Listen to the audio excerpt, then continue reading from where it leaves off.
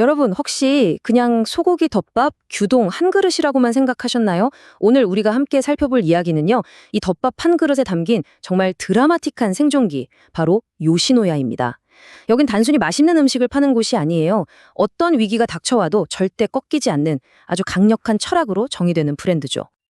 자, 이야기를 시작하기 전에 이 문장 한번 보시죠. 레이서는 시속 200km를 넘으면 핸들을 반대로 꺾는다. 이게 무슨 뜻일까요? 바로 요시노야를 살려낸 전설적인 리더 마츠다 미주호가 남긴 말입니다.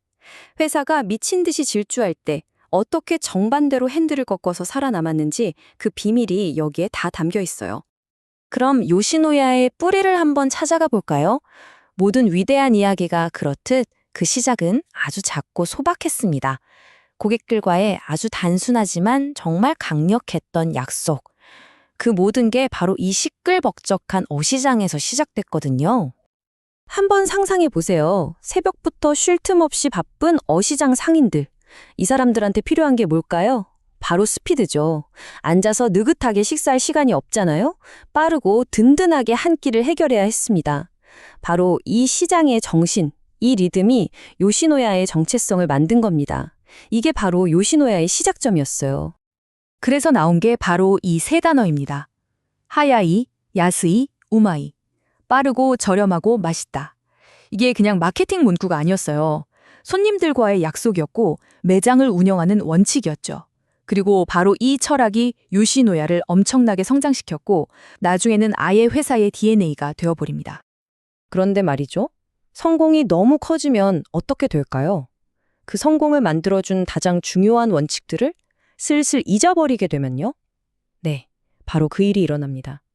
이제 요시노야가 처음으로 죽음의 문턱까지 갔던 그 위기의 순간으로 가보겠습니다. 보세요. 1978년에 벌써 매장이 200개가 넘었어요. 3년 안에 300개를 만들겠다는 야심찬 목표까지 세웠죠. 그야말로 브레이크 없는 질주였습니다. 당시 일본 패스트푸드 업계의 개척자, 선구자 소리를 들으면서 모두가 이 성공 스토리가 영원할 거라고 믿어 의심치 않았습니다. 근데 참 아이러니하죠? 이 초고속 성장이 결국 독이 되고 맙니다.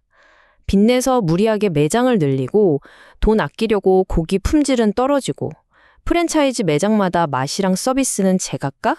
결국 가장 중요한 약속, 빠르고 저렴하고 맛있다는 정신이 흐려지기 시작한 거죠. 회사가 커지는 속도를 품질 관리 능력이 따라가지 못한 거예요.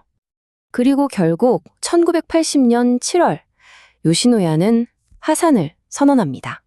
그 화려했던 성공 신화가 바로 그 성공의 무게에 짓눌려 허무하게 무너져 내린 순간이었습니다. 하지만 이야기는 여기서 끝나지 않습니다. 모든 게 끝났다고 생각했던 바로 그 잿더미 속에서 진짜 요시노야의 이야기가 시작되거든요. 이번엔 돈 이야기가 아니에요. 눈에 보이지 않는 아주 특별한 자본에 대한 이야기입니다. 법원에서 정말 이례적인 판결이 나옵니다. 요시노야는 사회적 가치가 높은 기업이다 라면서 회생 신청을 받아준 거예요. 보통 파산하면 그냥 끝이잖아요? 근데 법원은 이 브랜드가 일본 사회에 꼭 필요하다고, 사라지게 둘 수 없다고 판단한 겁니다. 정말 전례 없는 일이었죠. 그래서 어떻게 다시 일어섰냐고요? 복잡한 금융 기법 같은 게 아니었어요. 아주 기본으로 돌아갔습니다. 첫째, 사람을 믿고 투자하자. 둘째, 매출액이 아니라 우리 가게를 찾아주는 손님 수를 보자. 셋째, 든든한 지원군을 확보하고. 마지막으로 빌린 돈은 한 푼도 빠짐없이 다 갚자. 결국 창업자의 철학, 사람과 고객이라는 가장 기본으로 돌아가서 회사를 살려낸 겁니다. 이때 나온 말이 바로 이겁니다. 비싼 사람은 싸고 싼 사람은 비싸다. 이게 무슨 뜻이냐면요. 당장 월급 많이 줘야 하는 유능한 인재가 결국엔 회사에 더 큰 이익을 가져다 준다는 뜻이에요. 싼 인력만 찾다가는 오히려 회사가 더 큰 비용을 치르게 된다는 거죠. 바로 이 사람이 회사를 다시 일으켜 세운 보이지 않는 자본이었던 겁니다.